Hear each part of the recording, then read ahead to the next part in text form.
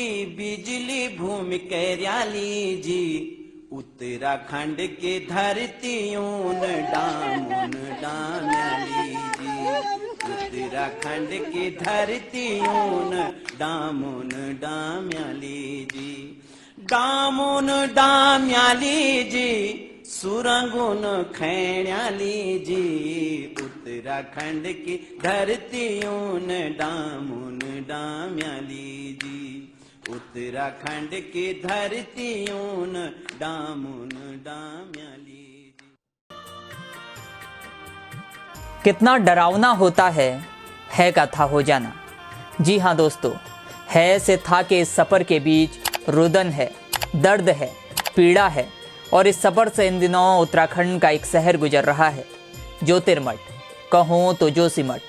लागी नजर भागी कैक लागो फिटकारा, जोशीमठ नाथ नरसिंगा किल पड़ी दरारा, जोशीमठ नाथ नरसिंगा किल पड़ी दरारा।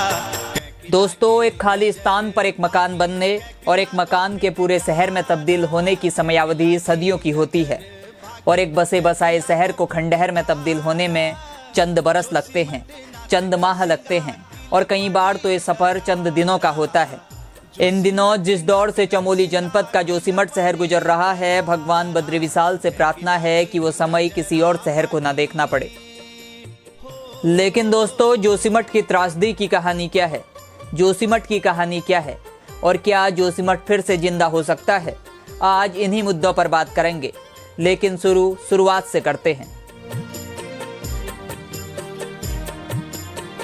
मोरेन, आसान भाषा में कहूँ तो ग्लेशियर के पिघलने पर उसके बहाव के साथ आई वो मिट्टी जो कुछ आगे चलकर एक टीले का रूप धारण कर लेती है, मोरेन कहलाती है। एक मोरेन को बनने व उसके ठोस पर्वत में तब्दील होने की समयावधि सदियों की होती है, और एक ऐसे ही भुरभुरी मिट्टी के टीले यानी मोरेन पर बसा हुआ शहर है जोशीमठ। उत्तराखंड की राजधानी देहरादून से 283 किलोमीटर की दूरी पर स्थित चार धाम यात्रा का पहला पद व कत्यूरी वंश का यह वैभवशाली नगर आज अपने अस्तित्व को खो रहा है।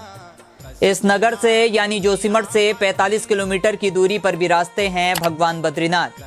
पास में ही सिखों का धर्मस्थल हेमकुंड साहिब है। छोटी ही दूरी पर फूलों की घाटी स्थित है।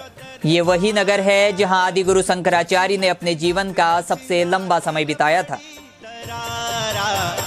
जोशीमठ नाथ नरसिंगा किल पड़ी दरारा। इतिहास से वर्तमान में आते हैं। वर्तमान में शहर भूमि में धंस रहा है। एक कमजोर पहाड़ी पर स्थित जोशीमठ शहर अपने अस्तित्व की लड़ाई आज से नहीं बल्कि आज से 47 साल पूर्व से लड़ रहा है। 47 साल पहले गढ़वाल के कमिश्नर मुकेश मिश्रा की अध्यक्षता में मिश्रा कमीशन बनाया गया था। इस कमीशन ने जोशीमठ पर रिसर्च कर इस बात की जानकारी इस दौर में ही दे दी थी कि यह शहर एक मोरेन पर बसा हुआ शहर है। अगर शहर के साथ भौगोलिक तौर पर किसी भी प्रकार की छेड़छाड़ की गई तो ये शहर के अस्तित्व के लिए खतरा होगा। लेकिन वक्त बदला, राज्य बदला, सत्ताएं बदली और मिश्रा कमीशन की उस चेतावनी पे किसी ने ध्यान नहीं दिया। जोशीमठ में अंधाधुंध विकास कार्य किए गए, सड़कों का निर्माण हुआ, टनल बनाई गई, बड़ी बड़ी कंप्रेशन मशीनों का प्रयोग किया गया, और आखिर में वही हुआ जिसका डर था।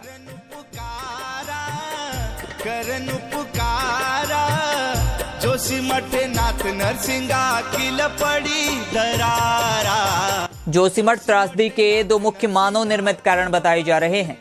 पहला, चार धाम परियोजना के तहत बनाए जाने वाला वो बाईपास, और दूसरा एनटीपीसी की वह सुरंग जो जोशीमठ के ठीक नीचे से गुजरती है। दरअसल एनटीपीसी का 520 मेगावाट का एक हाइड्रो प्रोजेक्ट जिसका नाम तपोवन विष्णुघाट जल विद्युत परियोजना दिया गया है, उसका कार्य पिछले 20 सालों से चल रहा है।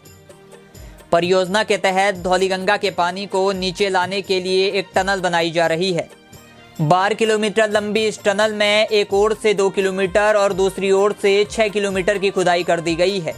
बचे हुए 4 किलोमीटर की खुदाई के दौरान बताया जा रहा है कि एक मशीन मलबे में दब गई थी, जिसे निकालने के लिए एक ब्लास्ट किया गया, और इस ब्लास्ट ने पूरे जोशीमठ शहर को हिलाकर रख दिया।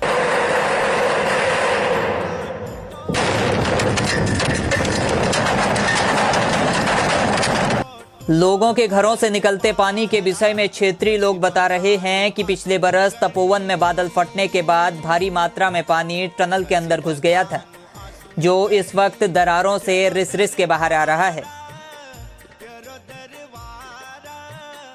जोशीमठ की घटना को देखकर ये बात तो सच लगती है कि विकास विनाश का ही पर्यायवाची है।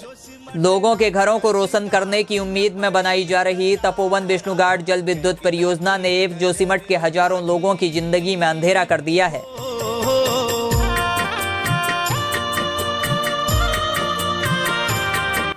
विकास के कारण हो रहा अंधेरा सिर्फ जोशीमठ तक ही सीमित नहीं है, बल्कि उत्तराखंड के ऐसे कई जनपद हैं जिनको विकास की ये नीति अंदर से खोखला कर रही है। जोशीमठ से ही कुछ दूरी पर रुद्रप्रयाग जनपद है और रुद्रप्रयाग जनपद का एक गांव मरोड़ा अतीत बनने वाला है। दरअसल ऋषिकेश कर्णप्रयाग रेल परियोजना की टनल के कारण इस गांव के घरों में भी दरारें आ रही हैं। कई मकान जमींदोज हो चुके हैं। सरकार का आदेश आ चुका है कि लोग अपने अपने घरों को खाली कर दें, उन्हें कहीं अन्यत्र शिफ्ट कर दिया जाएगा।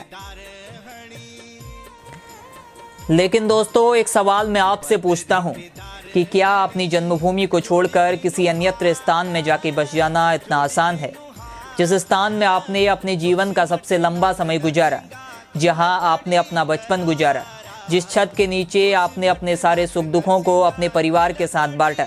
अगर वही घर जमीन में धंस रहा हो तो इससे ज्यादा दुखद और क्या हो सकता है।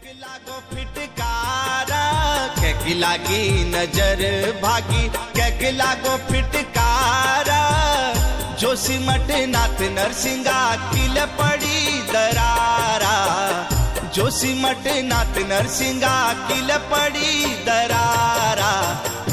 दोस्तों, जोशीमठ हो या रुद्रप्रयाग का मरोड़ा गांव, यहाँ के लोगों को कहीं अन्यत्र बसाने की बात कही जा रही है।